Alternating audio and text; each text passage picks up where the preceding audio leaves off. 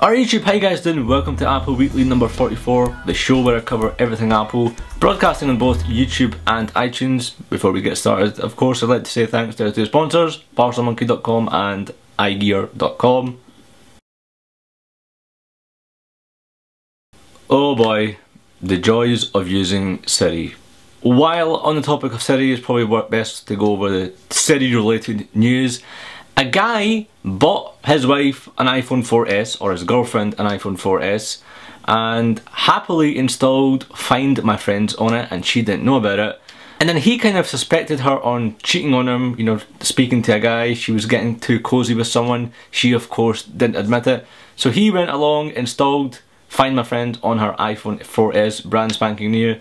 She went out the house and he could see exactly where she was. And he's like, honey, where are you? And she's like, I am in town.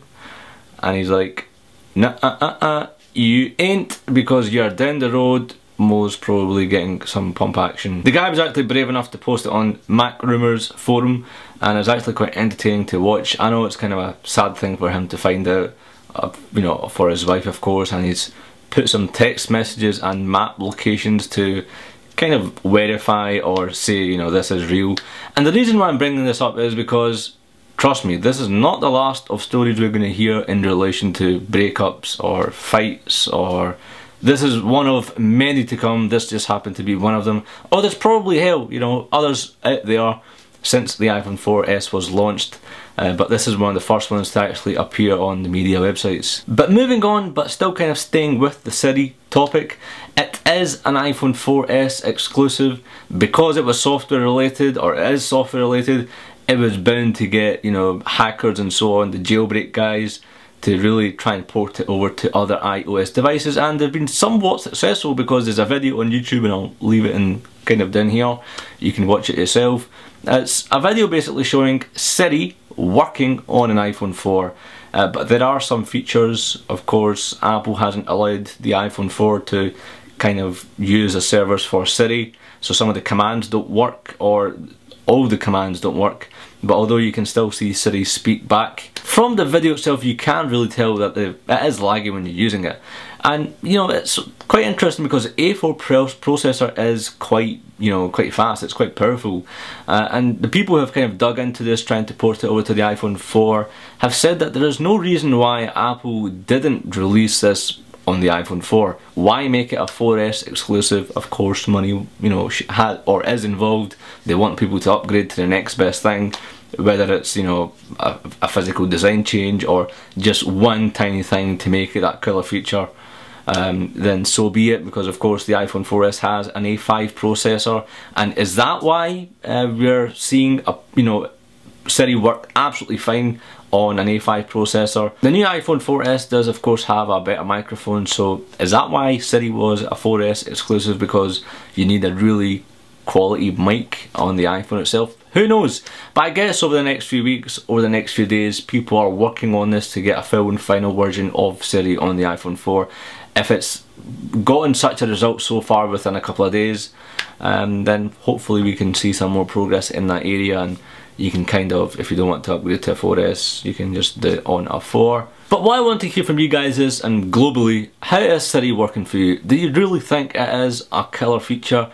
For a beta, I think it's great. I can see the potential in it come, you know, next few weeks, next few months, until, you know, the build starts getting polished up. Because I find, like, you know, just speaking it, rather than, I write a lot of text messages and emails, and I can see the potential of just speaking rather than typing into the tiny keyboard. I know, tiny, right? But I can see where this is heading, and of course, again, I'm just saying this, it is a beta, and I hope they are working on more kind of accents, more polished off Scottish accent, and interesting to see how it works with the Australian accent, the Irish accent, or whatever accent you have. Leave it in the comments below if you think it's worthwhile. Has it helped? Next up, on October the 19th, Apple stores will close down for about an hour, and during that period there's going to be a live webcast from Cupertino, and there's going to be kind of a celebration, memorial kind of thing for Steve Jobs. Employees will get a chance to view the action as it happens. Pretty sure it's not open to the public, and if you happen to be an Apple Store employee, any images or details you can provide come October 19th. If you can kind of write me an email or post it in the comments below as to how it was, if you can take any videos, although knowing Apple, they won't let you take any videos. It'll be a complete blackout, but it'd be interesting to see what it was like. I did meet a few of you guys in the Covent Garden Apple Store employees and Regent Street, so I know yous will be there hopefully. Let me know in the comments below, that'd be pretty neat. And while on the Steve Jobs subject, this guy, look at him, that is some creativeness, uniqueness. How long do you think it would have taken this guy to do this head? Amazing. And last but not least, coming on to the chunkiest of stories, new MacBook Pros are en route to Apple stores come this week. The current line of MacBook Pros are really constrained at an all-time low. Some stores have ran out, and there has been new code names or inventory found in the Apple database according to 9to5Mac. 2 13 inches, 2 15 inches and 1 17 inch like we have right now, and the code names really have an A after it, which really says it's only a minor bump. Like we've seen with the previous generation iMacs, it's really a processor bump, probably boost the Bluetooth to 4.0. Don't expect anything hardcore in terms of chipsets as in Ivy Bridge or anything. That's going to come next year, or a redesign, forget about that. Think of it as an iPhone 4 to iPhone 4S update, just minor. So if you've bought a MacBook Pro in the last 2 to 3 weeks, you might want to give it back, because we all know once new MacBook Pro or new Apple gear comes out, the prices are exactly the same, plus or minus $10, $20 here and there, but they're usually at the same price point and you're going to be getting more for your money. This is a time of year where Apple do tend to upgrade their Mac stuff.